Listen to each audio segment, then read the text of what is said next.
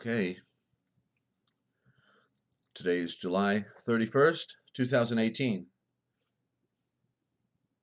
Get ready for the Emergency Broadcast System, the Forbidden History series. What they didn't want you to know, but we tell right here. Time to call your friends, ladies and gentlemen. We now interrupt your normally scheduled program to bring you this very important deprogramming program. And special thanks to YouTube.com for hosting the Forbidden History series. Please note that the following views and opinions expressed on this program are not necessarily the views nor the opinions of the Master Force Group, YouTube.com, Free America Radio Network, our sponsors, our partners, and MFG is a private society. Nothing here is ever to be construed as medical nor legal advice, nor hate speech. Hello there, Sandra. Good to have you. And listen to the Forbidden History prime time 7 days a week right here on therealpublicradio.net, because hidden beneath the sands of time lies the greatest of all mysteries. It's the forbidden history. Unearth for yourself the secret truths that lie hidden just beneath the surface below our feet.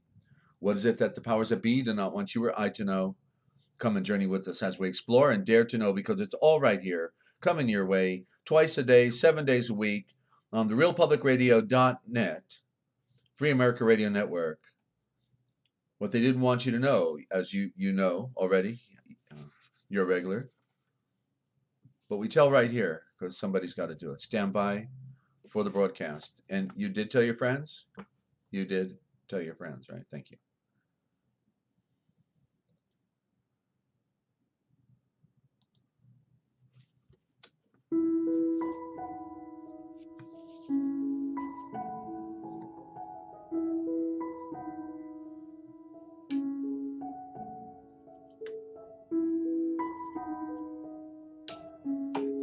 Well, you'll have to tell us about those comets. Hello, Ninja. Coming to you live from Studio Z at the Lighthouse in Central Ohio and Free America Radio Network. In the land of dreams, enchantments, and nightmares. It's the Forbidden History series. What they didn't want you to know, well, we tell right here. It is a sad tale that we seem to have to tell these days, ladies and gentlemen.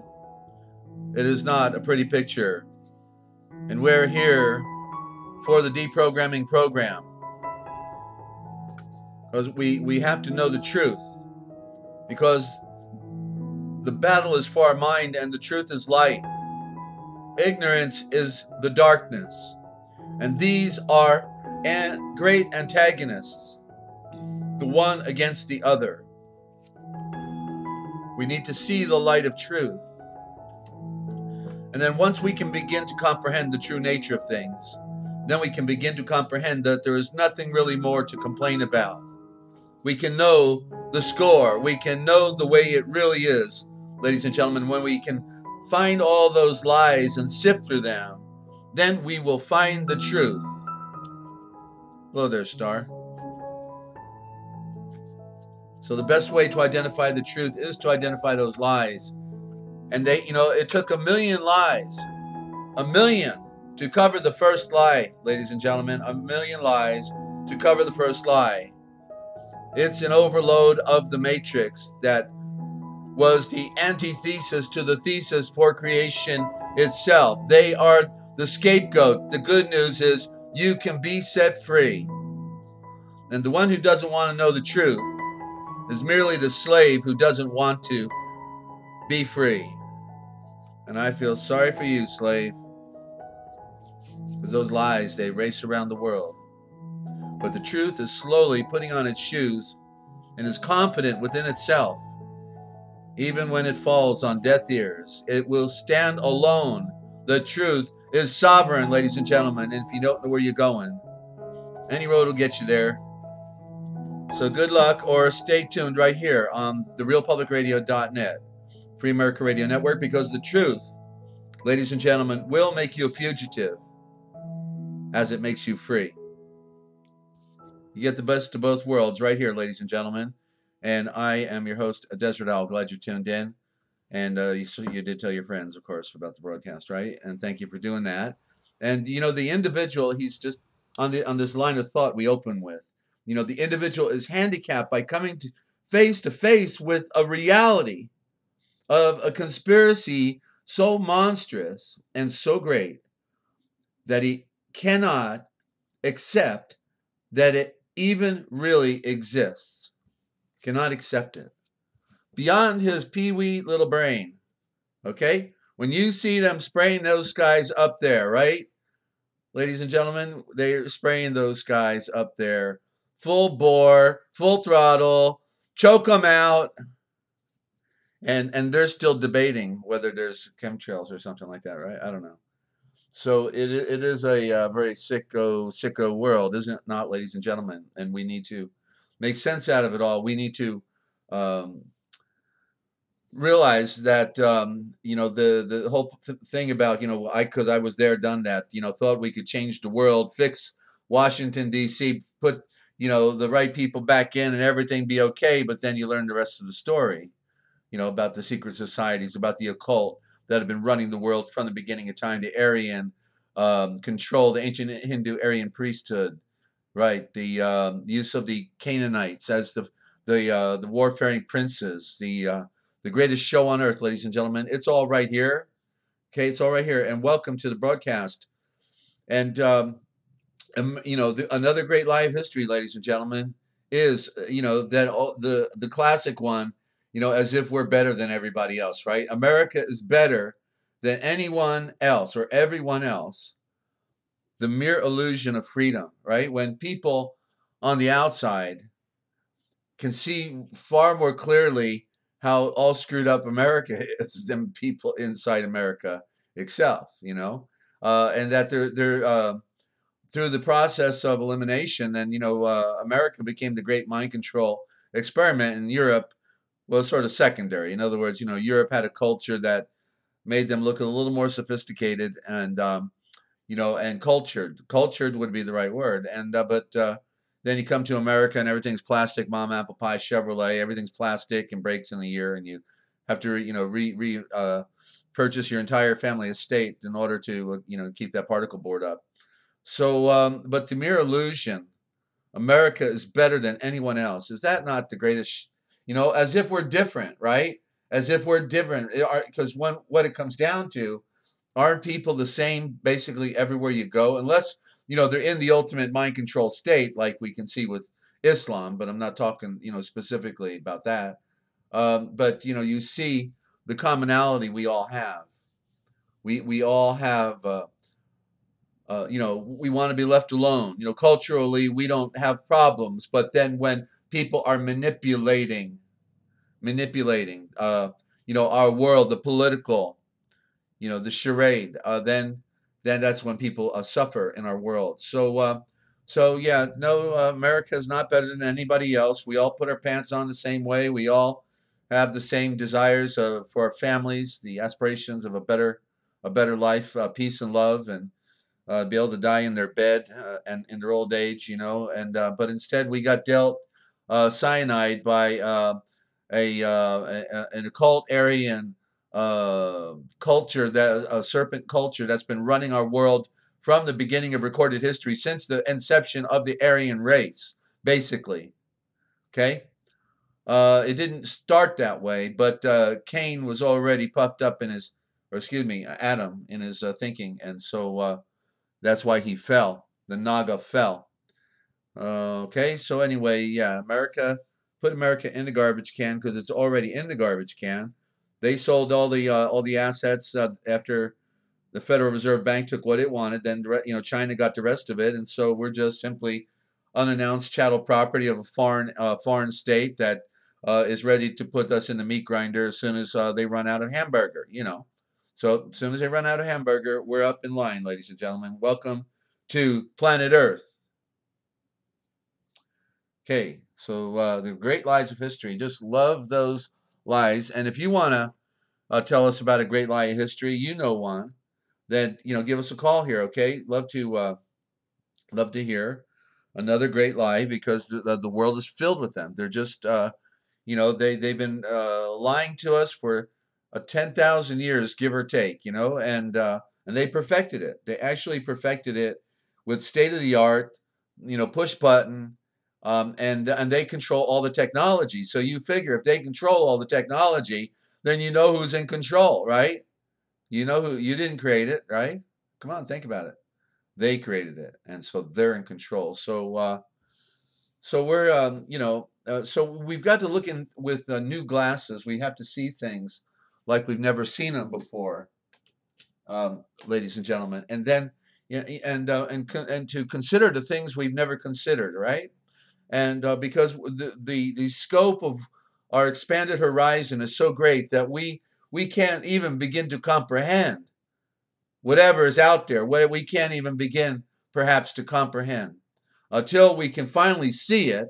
If we can see it, then maybe we can get the picture, you know. But the infinite nature of this universe is so fantastic. And so I had written down, examples of volume, because when we talk about volume and the word vol, you see, I say is in the original of Yahweh. It's Yavol He, Yavol He, the volumes of the breath, because the breath breathed and out came the vibrations that brought forth the molecules and matter and electrolysis, and all this stuff came together, and we've got, our creation in the great mystery. So the volumes that are endless, the volumes are so fantastic that it defies almost, the ability to just really wrap the mind around it. It's so fantastic. So on a micro scale, if we talk about volume and layer, Lake Tahoe, which has gone through a drought quite a bit, of late, but I think they got some rain pumping back in there. But when it was filled up to its average depth, then that Lake Tahoe could spread across California by a foot, cover the entire state of California by foot, and Texas by 8 inches. Okay, 8 inches thick, all of Lake Tahoe. So you see the depth and the layering of volume. So when you look below the surface, and so the same thing with the atom. The atom, and I saw this on I was just watching a documentary on atoms one day, a little bored in the summertime, and so atoms, what a profound, nature we have that is founded upon the most smallest of all, cosmic makeup, the cosmic makeup of the atom that brings everything else together electronically, as well as in an energetic field that then ultimately creates pictures, that ultimately creates giant forms. It's really um, okay, Star. Sorry it's not working out, but have a good evening. Peace and love. And so the thing about the atom, okay, if I remember the illustration, it was like, the width of a hair. The entire width of a hair could contain a million atoms lined up one after another, and so when you realize how small the atom is, then if you actually had an 8-ounce glass of water, and you can recognize that that is filled with nothing but atoms, an ocean of atoms. But the fact is that there are more atoms in that 8-ounce glass of water, more atoms in that 8-ounce glass of water than there are glasses of water in all of the oceans of the world combined. More atoms in that glass of water than glasses of water in all the oceans of the world combined. So it's a profound nature, that comes together. Uh, and we hardly can appreciate how it really came together, because we've been lied to. We were told, it was a big bang. Yeah, it was a bang. The bang went off, and boom, there, boom, bing, bang, boom, bomb, and bing, bada bing, bada boom, and here it was. But it wasn't quite like that, ladies and gentlemen. It was through the the thoughts of Yahweh, and the thoughts create the vibration of his will to bring forth, and then the vibrations bring forth the lower energies, the atomic buildup, and then ultimately, into a gaseous orb that becomes a star. You want to talk about how many atoms you got in the sun, let alone the earth, let alone in you. Wow. So yeah, ladies and gentlemen, the infinite nature of our universe, the microcosm is like a macrocosm, the little atom, so small, can't see it, but it's a representative of the sun. The sun is a representative of the atom. The microcosm is a reflection of the macrocosm, and so it's the ballet, the genesis of creation that comes forward, and builds upon itself. So by the way, if you have a great life history, okay, love to hear from you. And the phone number is 608-566-7295. 608-566-7295. And our Skype is Free America Radio, all one word. Free America Radio. Says Kingsland, Georgia. Okay, we're in Ohio though.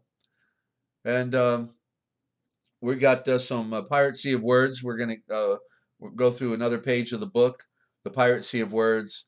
And also I have a read about Hebrew script. Okay, and then if we make it any further, I'll finish with the Arco volume. Okay, the Arco volume, which we started. Gamaliel's going around doing interviews, and we never did finish that. We skipped last night, so I'll put that right in front of me so I don't forget. All right, and so I'm reviewing a few movies. I got that free month on Netflix, so I'm reviewing some movies and checking it out. And I'm watching The Titan. I've been watching several movies. And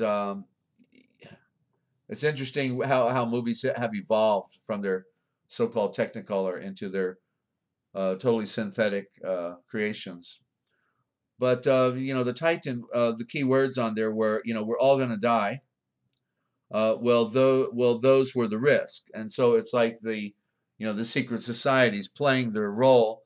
They know they may be insiders. They know they may be outsiders. They're not. They're hoping. They're hoping. If they're good puppies, then they'll be allowed to go underground. Puppies, come on, because we may need you to kill and betray somebody else down the road. So come on, puppies. So in the movie Titan, they were told, we're all going to die. And so obviously it's an allusion to society. Society going to die, and then it said, well, those were the risks. So those were the risks. So that's how the subliminal works in those. And so what's interesting, because I saw Netflix was now creating their own movies, I realized that Netflix was also a code, and because what it's telling you is this is the next flick. Okay, Netflix means this is the next flick. So if we're going to follow the code, well, Netflix is obviously putting out movies that are telling the theme in a B-rated fashion, as I've been reporting the last several nights now. Okay, so Titan is a little more interesting. It's not as B-rated, I would say, but the others were. But they were all carrying the theme. Okay, all carrying the theme. The next flick. So you can read their messaging in their next flick. You read them by the title. The title is telling you something. You got to look up the word, perhaps, or ask Desert here on the broadcast. Just give us a call, and want to welcome any new listeners that are out there. Hope life is treating you well. And we're gonna make it through this no matter what, ladies and gentlemen, because time does tick, does it not? So we'll all be there one way or another. Yeah, it's going to be interesting. I feel sorry for those who have no idea what's going on, and they got babies and family and pets and all of that, and we're gonna witness so much mortality. So yeah, so we really need help, don't we? But there's only one that can help us, and that's the Great Spirit of Light, Yeshua, and Yahweh, the Great Father of Light. And so let's go into some words, and then we'll go into some reading here. Okay, so there's the archival volume. Save that for last. And we're going to do some words that kill, and then a little review in the Real Da Vinci Code Etymological Dictionary. And I generally tell you that you can get a copy of the 300-page, 8.5 by 11 classic production of the Real Da Vinci Code Etymological Dictionary. It's like 5 dictionaries in one, including a Pictionary. You can see a sample of a short sample of it on the realpublicradio.net. You'll see where it says sample in the bottom right, the realpublicradio.net. But yeah, I put so much in there. It was already a lifetime of presentation at that point. And I just want to see if I'm missing any words out of my index cards here, but we're good there. Let me just get a little more light, and want to welcome all of you to our broadcast. I'm going to close my curtains, so let me just go to the song real quick so I can close the curtains, okay? I'll be right back. Desert next.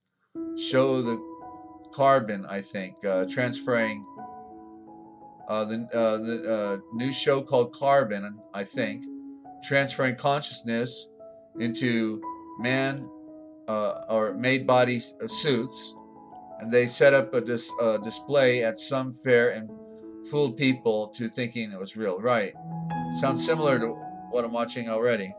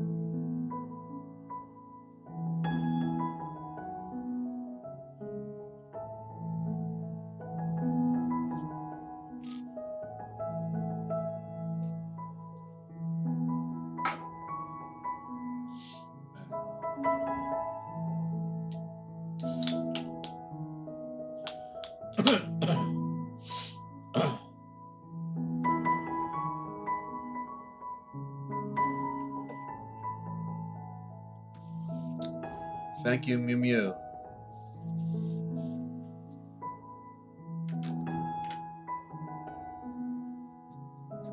Mew Mew, that sounds a little French to me.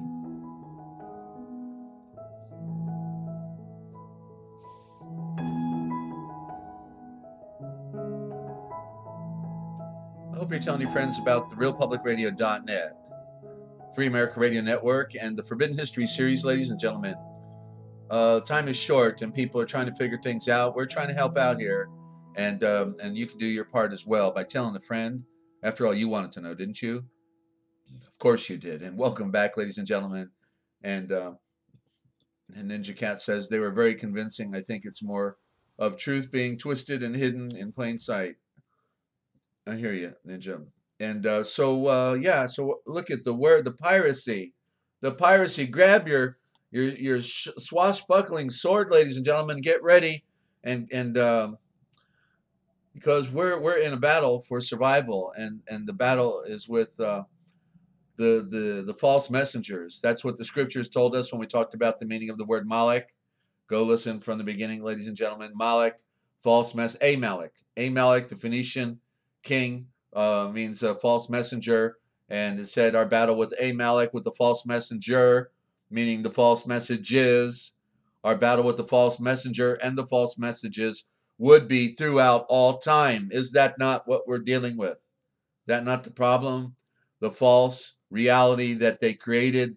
They control the television. They control the movies. They control the print media. They control the internet. They control. Do they not? I think they do. But then you can be set free. It might be a little painful. Yes, it may be a little painful, but still you can be set free in your thinking. Know the score, but just remember, talk very little to anybody else, okay? Because they want to probe your mind, ladies and gentlemen, and you want to be set free and to be private. Be private, okay? All the way. Okay, and the private was stupid, and he wanted to be, I don't know, sergeant or something. So, but military draft, here we are, right? Next word up is draft, and you got drafted. Military draft. Yeah, we can put him in this draft beer can, and he'll just look fine. Definition: more wind and diversion in that draft for those pretend wars in that sinking ship of state sails. Yeah, so the draft, meaning, in order to get down the high seas, you need a little bit of wind. That's the draft. Hello, Liz. Good to have you. All right. Yeah. So it's just a wonderful planet. Wouldn't you have loved to, been back in those Buccaneer days when, they kidnapped you and you ended up on a ship? You got shanghaied. They took you all the way to Shanghai, China. Well, look at me. You're either going with us or you're going overboard. So which you gonna have? Okay, I guess I'll go for the ride. Thank you very much. Free ticket, and no guarantees you're coming back. So if you, with military draft, if you register, Regis means royal. Regis. So there's Regis and Kathy Lee. Regis means royalty. Register means a royal star. So when you register with the government, you just created a royal star, and they love you. Thank you very much for giving over control of your automobile to us. You bought it, you paid for it, then you give it to us. Slave? Ha ha ha. Yeah, you're a slave, all right, aren't you? You don't know what you're doing. You do what you are told, don't you, slave? That's right. You do what you are told to do. Fooled you again, didn't we? With that foreign corporation out of England. The fictitious state for the draft. And you will double their security interest on Wall Street if you die. And if you can be sure they're working on that. See, there has never been a legitimate war in our modern time. Montesquieu, who wrote the book The Spirit of the Law in France circa 1700, said that all of the wars for the last 2,000 years have done nothing other than to serve as depopulation programs for one another's nation. Tell me it isn't so, ladies and gentlemen. I think the V on private's security, SKYPE must, oh yeah, the private, private, where are you going, private? I don't know, sir. I don't know where I'm going. Where should I go? Okay. That private SKYPE must stand for victim. Don't you think, ladies and gentlemen, that the V on the private must stand for victim? Or maybe virgin victim, right? He's got no idea. He's just being put in a meat grinder just to be used and chewed up and spit out. We don't care about you anyway, boy.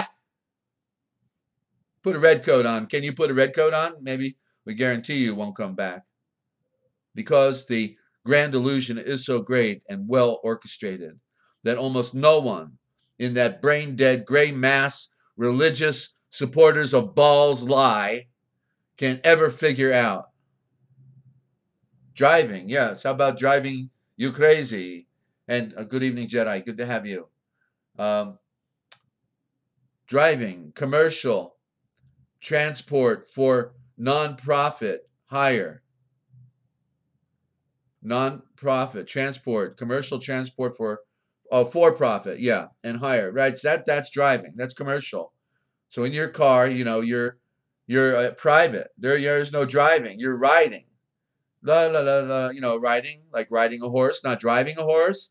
If you drive a horse, you're got a team of horses, and you're riding a wagon. That's driving. If you're riding a horse, you're just getting around, babe, having a party, right? Driving. Jolie, good to have you. And so then we got driving, the V. You see, so there it comes again from the high seas, from the Admiralty, because where do you get the dry V concept? Because they wanted to keep the cargo dry, and so they put it in a better kind of a ship that cut the water, unlike those older ships. And some of them were just made out of leather skin. Then they ultimately went into driving because they got the bigger bow of a ship, and it cut the water into the V formation. They were driving, and that's where it comes. So they got you driving in your car, but it was the dry V that the boat cut in the water, the dry V, because everything stayed dry. Pretty good, mate. Cutting the water with a ship while keeping the cargo dry. Original meaning. Driving. Curse. Every time you get on your computer, they get you cursing, right? You got to use your cursor. Sounds pretty occultic to me, babe. What do you think? Curse. What they get you to do every time you go use your computer and type on it using your cursor, fool. Slave. See, boy, I just love these occultists, don't you? I know they are having fun yet.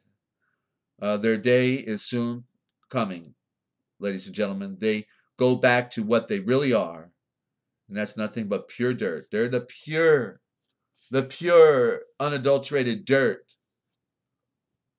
And 1 in E, we'll do the symbol because we did E the other day with the board. So let's see what we got for E, and we'll be caught up on E for the F coming next, okay? So E is 1, a symbol for the I, but it's the corrupted one. It's the occultic one because the letter A was the original symbol for the I, but then it became the E. And they're all seeing spies. That's why you hear the bird go, ee, ee, because it's the eye, the birds. You know about bird vision, right? Birds got good vision. And so the eye belonged to the bird, the eagle, which was originally the A gull, the letter A gull, but it became the E, letter E, gull. That's how they corrupted the meaning of the symbol right in the code. You're hearing it here first, ladies and gentlemen, on the internet, worldwide. I know that nobody is talking, in this, aspect of what I've shared with you. I've never heard it anyway. I can say that. And so to get these pictures, all right, continuing, this is why when you go to the Internet Explorer, you click the round E for the Explorer, and E, first letter, is explore, to go looking. I for the Earth, E for Earth, E. First letter E is the I, Earth. Take a look, because you are now looking with your eyes. You are now looking with your A's. Get the picture, the A, that which is first, symbol of the sun, the light. And I'll just do one more, the eagle, which I said was the A gull. The attribute of a twin god, as we're talking about now double-headed. We mentioned that the other night about Moscow, Vatican, Masonry. Moscow, when it was Soviet Union, also was double-headed eagle. The attribute of a twin god, or twin, a male female, god versus goddess. That would be the case. That's it. It also represents omniscience, omniscience, or a dual power based system. C, West, East, West, Beast are one. Russia, Freemasons, and India. And I don't know. I want to do a little bit more here. Economist and economic mist, a misty con. C, analyst, and two. I think I got two more I'm going to do here. The emerging C, because that's how I opened the program. I wanted to do that one. The emerging C.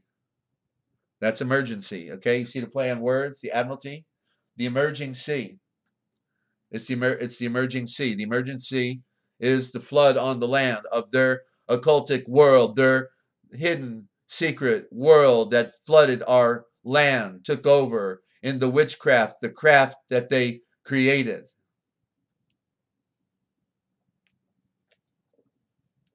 The emerging sea. The great flood has already occurred and arrived, ladies and gentlemen. They declared the emerging sea, and you, the enemy of the state, circa 1933, instituted by banking and the fraudulent bankruptcy of the United States, and you were declared the enemy of that state through the War and Emergency Powers Act. It is an emerging sea of falsehood and sinister design to take down your world, my world, our world, and our loved ones along with it. They care not for you, nor even for their own families. C, War and Emergency Powers Act 1933, enemy of the state, all capital letters, state. Enemy of the state. If you're a free thinker, you could be one. The people of America were declared the enemy of the state through the War and Emergency Powers Act, circa 1933, per the election of the new owners takeover of the Federal Reserve Bank beast system. They stole all of the gold in God, in God we trust, gold we trust. Just add the mystical letter L, in God we trust is in gold we trust, and celebrated by declaring a bank holiday during a switch out from the one system, sovereign nation, into the other, bankruptcy, debtors, dead, slaves, goyim, chattel. And this is from Snidely Whiplash. You're on, babe. Snidely. That's right. The New Deal. Roosevelt, Illuminati family. Sold out. American Navy in Hawaii. Knew they were going to be attacked. Look up enforcement. All right, one more. Enforcement. You know, when they force you to do something that you would not normally want to do. As publicly declared enemies of the state, therefore, this state, in all capital letters, this state now began passing outrageous legislations with the full intent of forcing the people into submission. Oh, it's a submission. It's not the primary military mission. It is the submission. Missions, you know, like the Catholic missions, is a military code word for a secret military orchestration. This is the way of the nations, with the same patterns throughout all history. Under peace, there is nothing to enforce. Rather interestingly, under peace, there is nothing to enforce.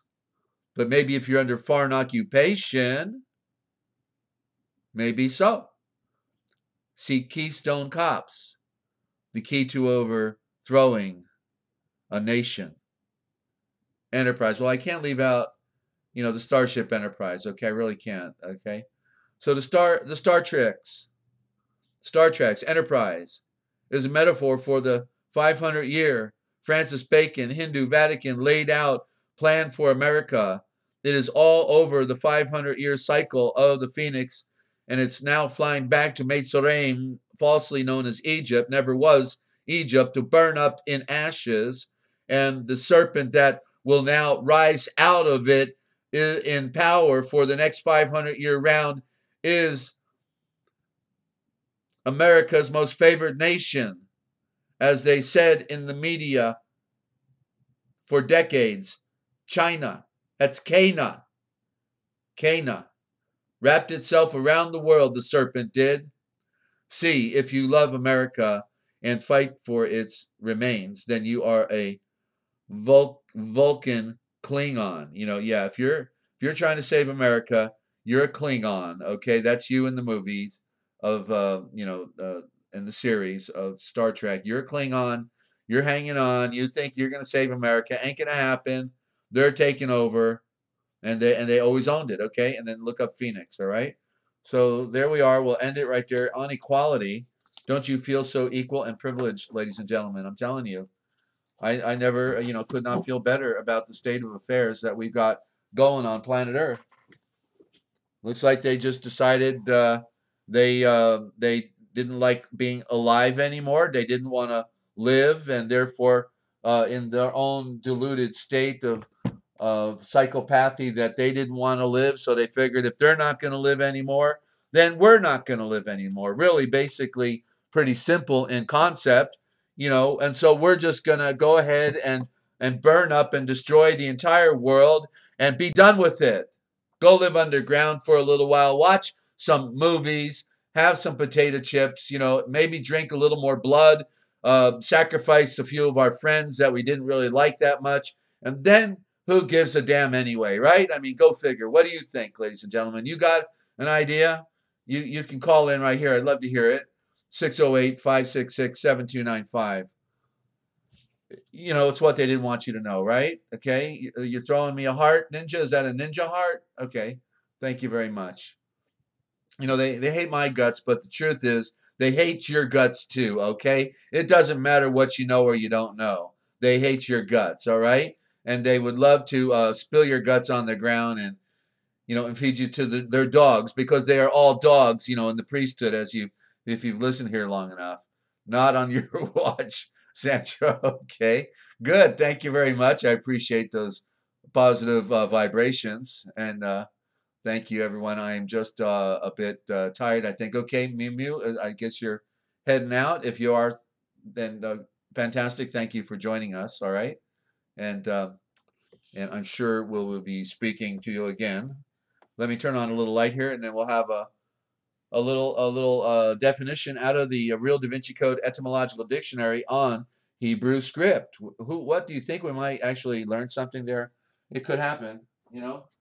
Stuff happens, ladies and gentlemen. I'm telling you. STUPH, stuff, the stuff of life. It's a mind blower at times what will actually transpire. And want to welcome any of our new listeners out there as well. I still didn't get enough light here. What am I going to do? Let me think here. Hang on. Oh yeah, that's not too bad. Hebrew, okay, Hebrew script in the Real Da Vinci Code Etymological Dictionary. So Hebrew script, the Hebrew square root script came into existence and formed during the exile of Israel into Babylon. The exact story of when and how this happened is all found in the Apocrypha, which was removed from the King James Version circa 1660 or 50 years later. In Second Esdras, which is Ezra, Second Esdras 1442. See how they changed the name a little bit. You never would get the picture if I didn't tell you. In Second Esdras, that's Ezra 1442, where it reads, moreover, the mother star in the eye of the return, that's symbolic of the great sphere, the sun. Moreover, the mother star in the great eye of the return gave comprehension, gave light, in other words, to the five blood of the earth, and by turns they wrote what was dictated using characters that they did not know. That's the new revised standard version. KJV totally destroys this sense and not making any reference to these new letters. You see, that's the scam. Like we said, there was, at least 20,000 different problems. Well, here's part of the scam. All right, it didn't give the correct translation. They did it in of all places, the Catholic version, the Revised Standard, and gave the most correct, because they literally destroyed this whole aspect of when the Hebrew what we would call Hebrew square root came. It came out of Babylon during the Babylonian exile to the high priest Ezra just before they were allowed to go back and rebuild the temple. But what also came back at the same time with the new alphabet was the Babylonian Talmud, and so the pure priesthood was shortly annihilated thereafter, and it was always a false priesthood based on commerce and military might. It was not a true spiritual culture. Israel was destroyed hundreds of years before that. Okay, so let me take a sip here and continue on.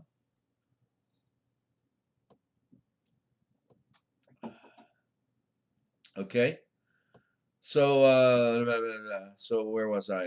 The exact story of which, when and how this happened is all found in the Apocrypha, which was removed from the KJV in 1660, approximate, and Second Ezra 1442, which reads, "Moreover, the Most High, that's the mother star in the eye of the return, gave comprehension to the five blood of the earth, the five men, by turns, and they wrote what was dictated, using characters that they did not know." And interesting, on Thursday we got the program on the Code of Five with Alan David. So interesting that here we got he used men in groups of five. So the National Revised Standard Version, the KJV, totally destroys the sense, not making any reference to these new letters. The Catholic Douay Rheims stops at the end of the 13th chapter, and the Septuagint removed the entire book of Second Esdras. Go figure, ladies and gentlemen. Go figure, okay? Fortunately, we still got a copy. Herein lies a smoking gun of very great import for all of mankind that was changed and or ripped out by the priesthoods in order to deny us the truth about our own ancient history and our own legacy. It is well known that the first half of the book of Daniel was written in the pure Aramaic, and then halfway through it changed into New Hebrew script without any explanation why or how at all. Now, you now have the explanation, ladies and gentlemen. The other part of this story is that even though Ezra received this pure script to maintain a cultural identity for a people who were then banished from their very own homeland, had to learn foreign customs, no sooner did they take it back to Jerusalem with them, it became corrupted by the other priests, who also brought back with them the Hindu-originated Babylonian Talmud. See Babylonian Talmud, language, priesthood, symbols, Targum.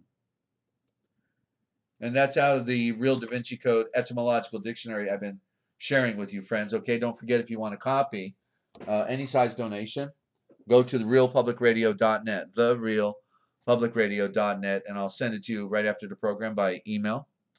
Okay, and it's a PDF.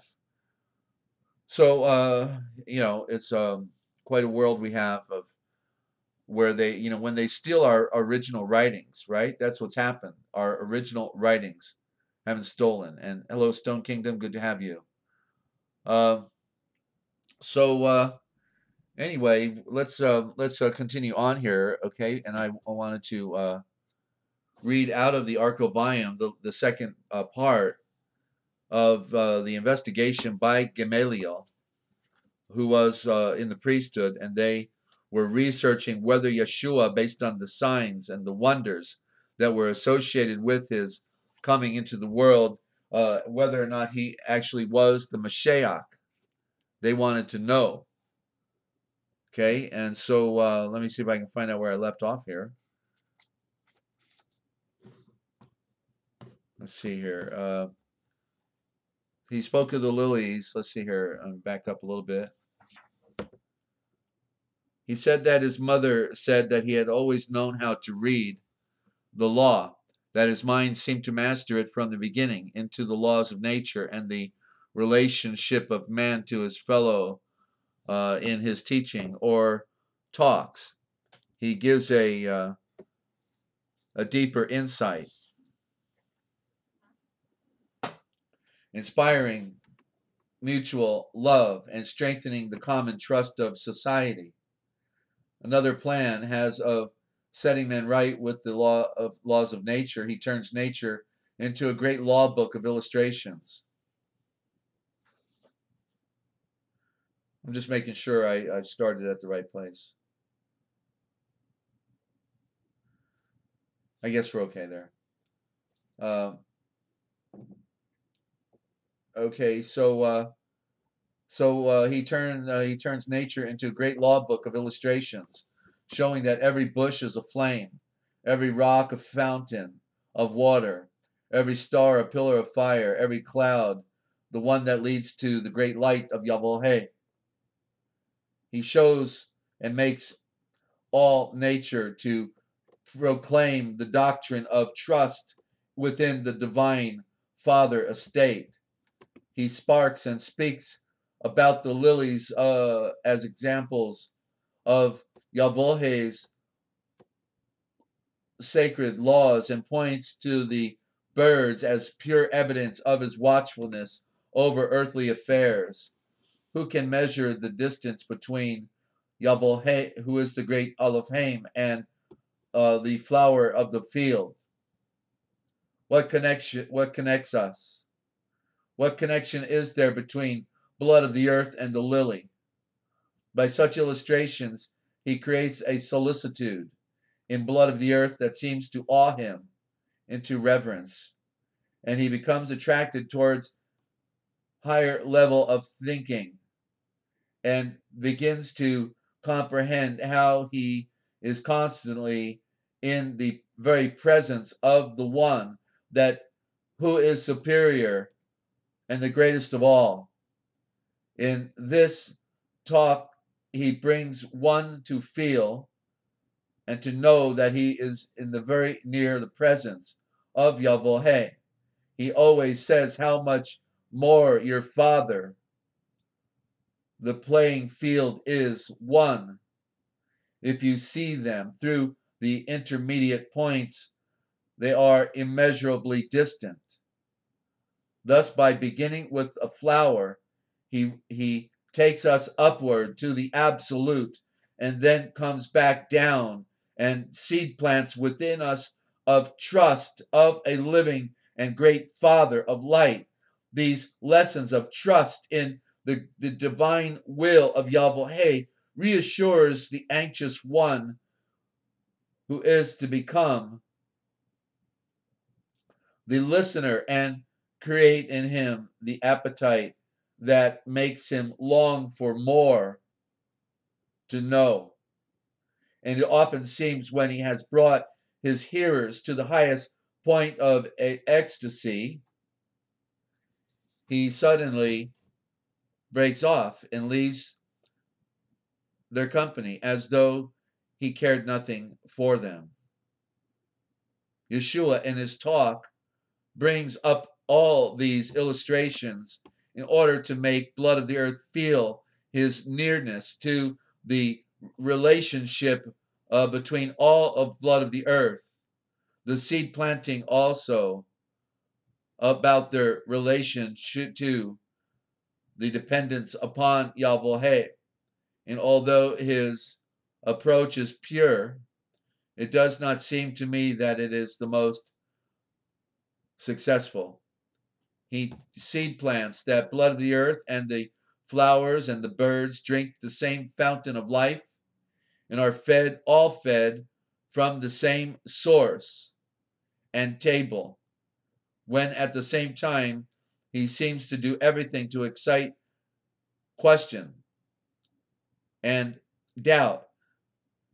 We who are observing him and waiting to see his great divine mission begin know he is continually tantalizing our expectations, as well as mocking our natural reason and desire. When a blood of the earth separates himself from all other blood of the earth, both in point of doctrine as well as in discipline, he takes on a very great risk on for his part, especially when he confines Yahweh who is the great Elohim, to one aspect, and that one being of his own definition. A blood of the earth that assumes these responsible positions must have a vast resource from which to draw.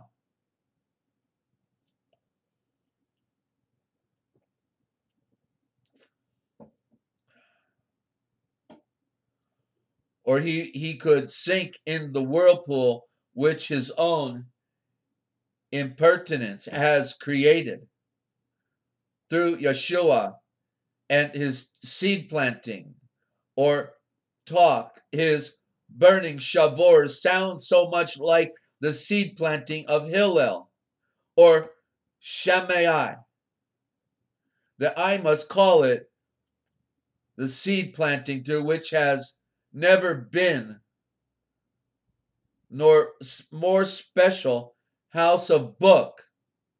We learn that Yavohe is the great spirit, and Yavohe, the great Elohim, is the Father and one, and he breathes. These are the only two things that are essential that blood of the earth must know. Then he illustrates this to the parents and asks them what they would do for their own little ones. And he was telling some mothers a circumstance of the mother starving herself to feed her own seed, but then put it to the hands of our great Father of light, who is our Father. And they immediately started giving thanks. And they were so very happy. And Yeshua got up and left the house in seeming disgust.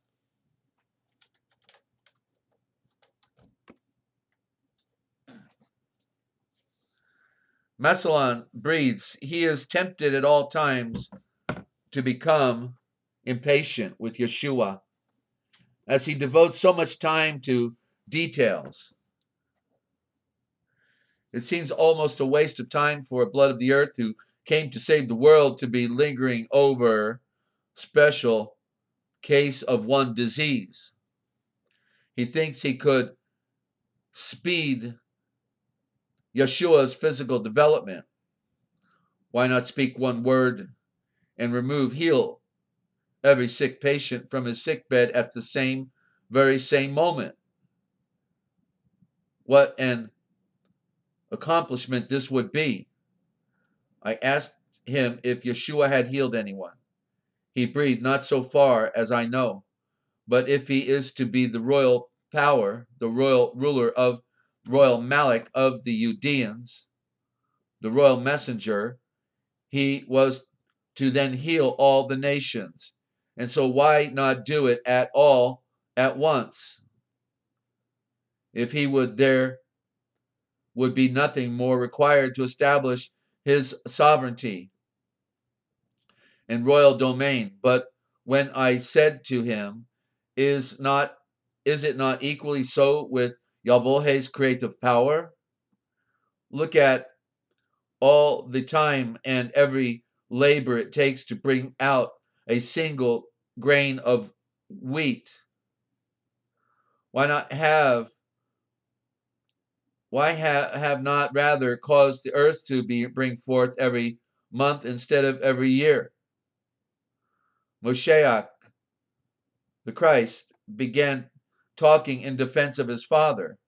The people must learn to love and obey the Father before they would ever reverence his Son.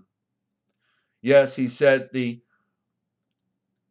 Yavohe, who is the great Elohim that Yeshua represented, is the one that the people should love and pay homage before. That the he is the great light of Yavohe in the Trevane love, and had no direction or design to execute on even a bad blood of the earth, provided he ceased from his ways of darkness. It is to be noted that in all Yeshua's talk, there are made reference to the future, allusions to it. Many of his statements were like a sealed letter, not to be opened but by time. A grain of mustard seed was to result into a very large tree.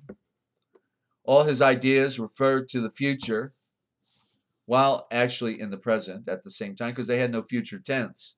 You see, so there's a little misrepresentation here, because there was no future tense in the Aramaic. So everything was written in present tense, and it was to be interpreted in the futuristic sense as something already being accomplished when it has not yet occurred. All his ideas rather to the future, like the parent helping the child with his burden of today by telling of the excellent fruit of tomorrow, and by making today the wheat seed of tomorrow, keeping the action of today under ethical control by making the morrow the day of execution.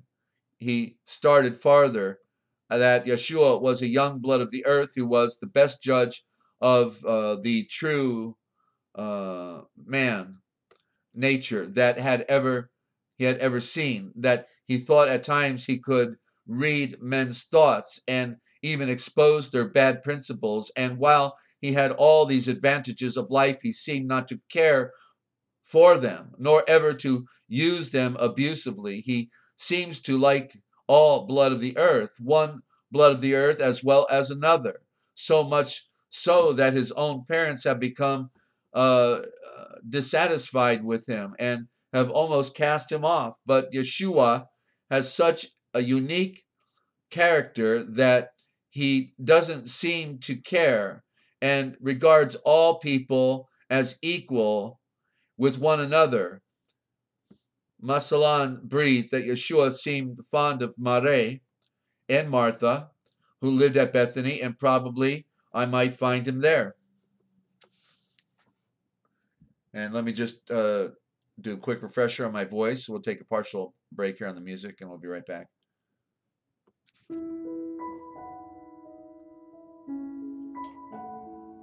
And you're tuned in right here to the Forbidden History series, The Pirate Sea of Words, What They Didn't Want You to Know, But We Tell Right Here.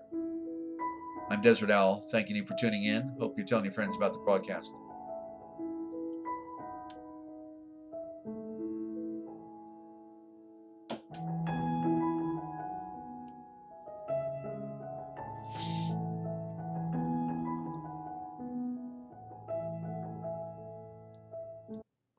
Okay, and thank you for that. So Masalan is a blood of the earth who is of very deep thought and most profound judgment.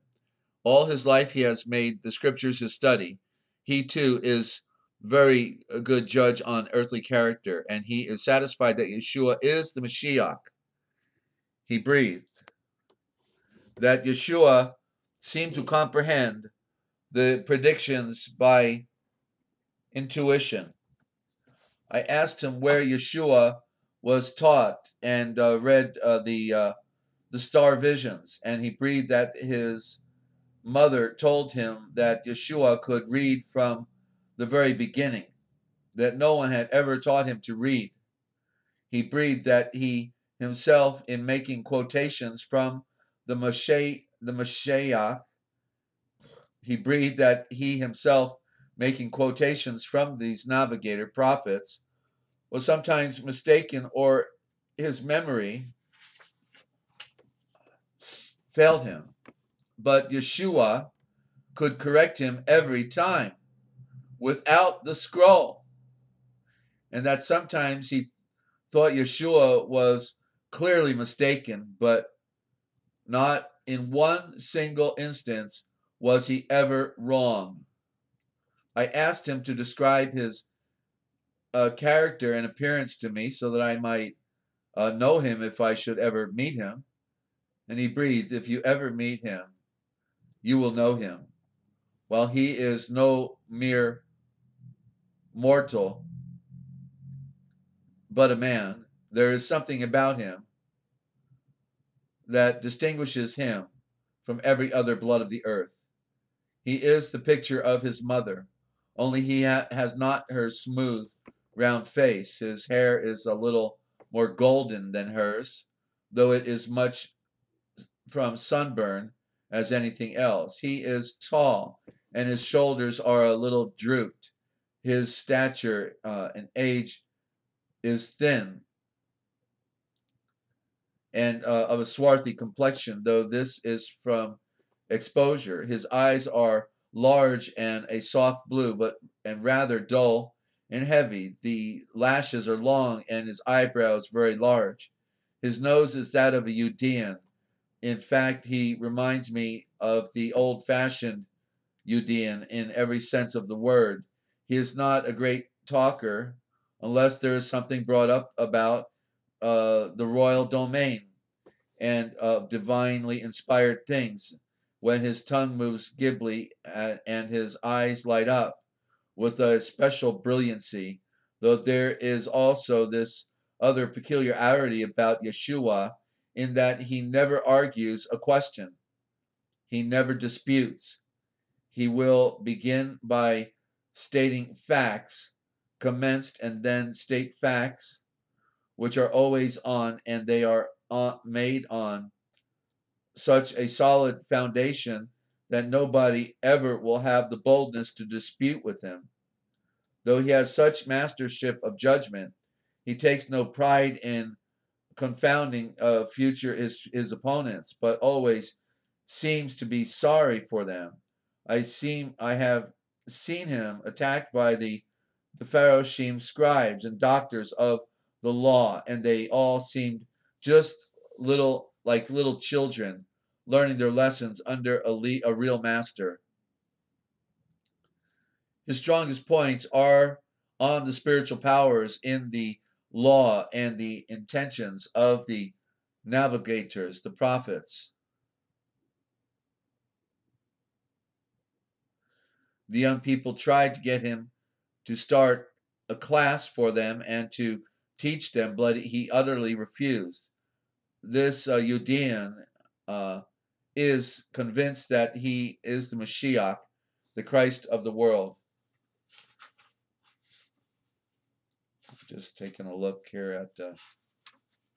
Okay, we're close to done here. Good. Okay. I went from there to Bethany, but Yeshua was not there. They said he and Lazar were away, and they did not tell anyone where they were going. I was a visionary with and saw Mary and Martha and the sisters of Lazar, and that they had a long talk with them. They are very pleasant and nice young ladies, and Mary is very beautiful. I teased her about Yeshua, but they both denied that Yeshua was anything like a lover. He was only a friend, though it is so common for young ladies to deny something of this nature, that whether to believe them or not, I told them of my real purpose and asking. And when I told them that this was apparently the same blood of the earth that uh, who was born of the Virgin at Bethlehem some 26 years earlier, and that his mother had told me all of the facts in the case, and they seemed greatly interested and they then told me upon their honor that Yeshua never talked or even hinted to either one of them on the subject of marriage. Martha blushed and said she wished she had. If he was to be king, she would like to be the queen. I asked them if they had ever seen him in the company of young virgins, and they said that they had not. I asked them if they had heard him talk about other young girls, or if he had sought their society more than that of men, and they both declared that they had not, and they were very much surprised that he did not. I asked them what he talked about when he was in their company, and they said that he was not that often much in their company, that he and their brother would go upon the housetop and stay there half the night, and sometimes all night long, just talking and debating points of interest to them. Mireille and she had often gone near so that they could listen to them, for she loved to hear him speak. He was so gentle and unpretending, and then was so intelligent that he was totally different from any and all other young men she had ever met. I asked them what was their brother's opinion of him. They said they thought there never was such a character like him on earth. He thought him to be one of Yahweh's navigators. He said when they were out in the mountains, as they are most of the time, Yeshua can expound for him about the flowers, the trees, the rocks.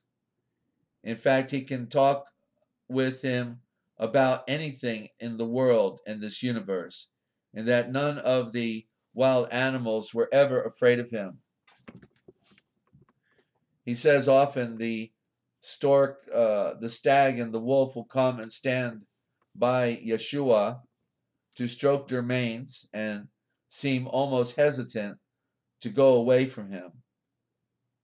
Lazar says that no poisonous serpent has ever offered a hiss at him. Their brother thinks he is perfectly safe where Yeshua is with him. I asked them if he had ever told, revealed to their brother anything about himself. And they said that he had spoken to their brother and he had not told them.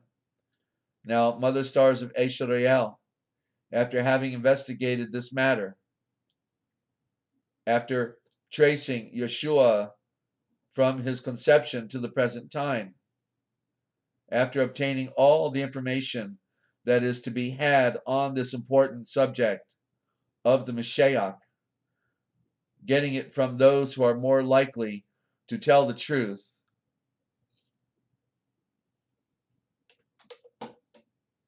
from the fact that they are disinterested parties, and then taking a visionary as well as a historical view of the subject, I have come to the conclusion that this is the Mashiach that we are looking for.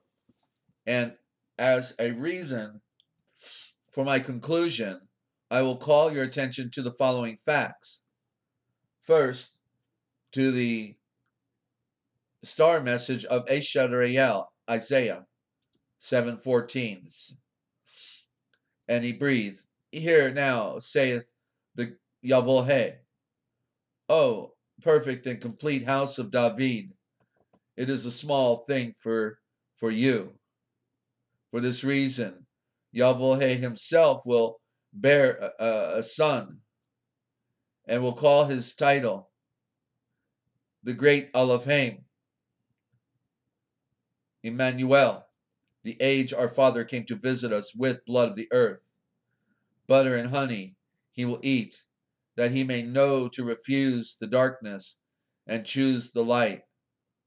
For before the youth will come to know to refuse the darkness or choose the light, the land of Yahweh abhors will be forsaken of both of her king."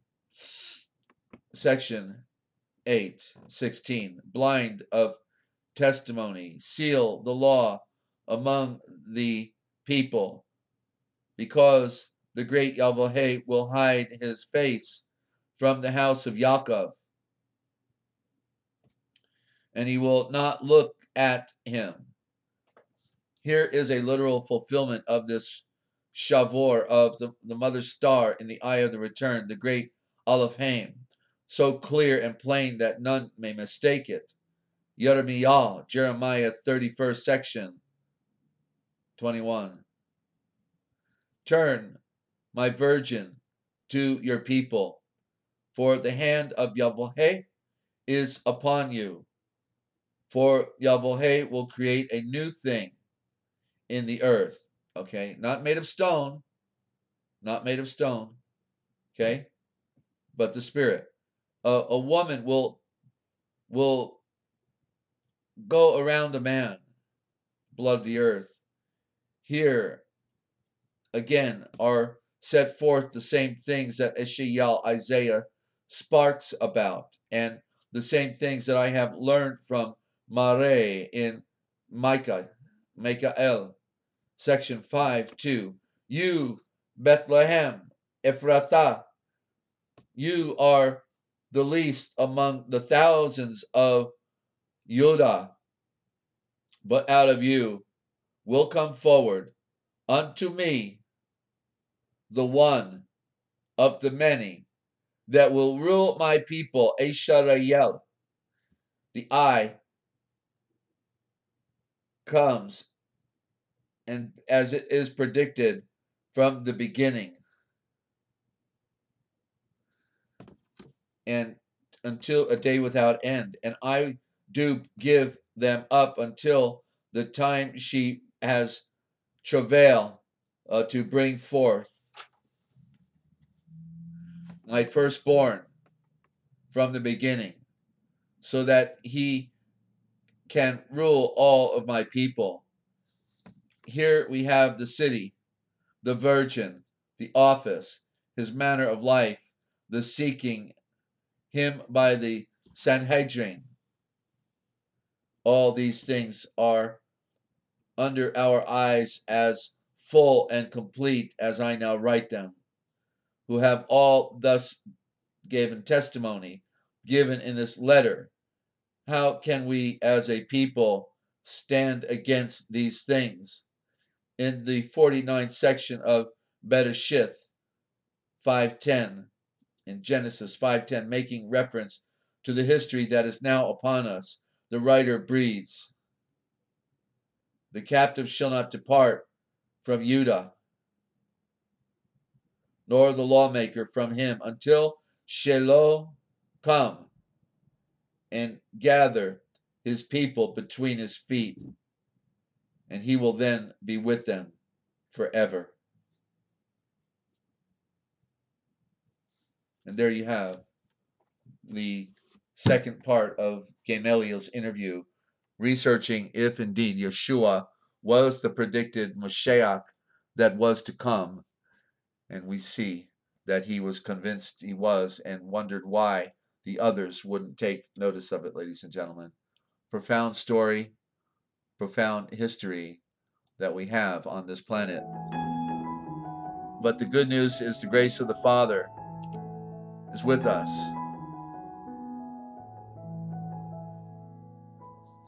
So I hope you're all making sense out of your psychotic world and are able to pull together the deeper meanings of life, to be ready to enlighten your family, your loved ones, for all that can protect them. Don't forget to follow our program from the premiere edition, June 21st, 2018. Do tell your friends about the broadcast. I hope you're all doing well. And I just want to remind you that if you are looking for the forbidden history and you want to know the future, then you come to the right place. I'm Desert Owl, thanking you for tuning in. Good night.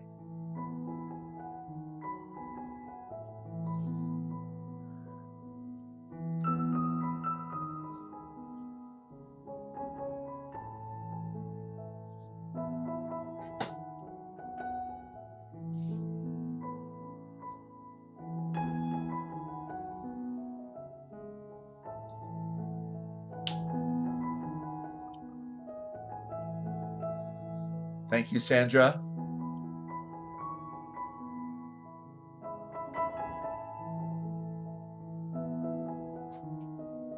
Hey, there's still time to call in if somebody has got to get a message out. All right? We're full service here.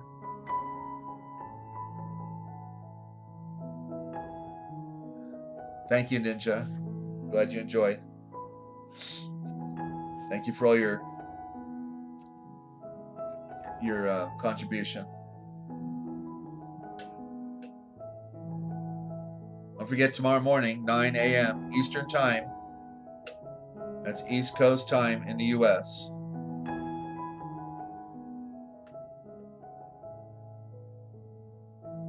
Good night, Jedi.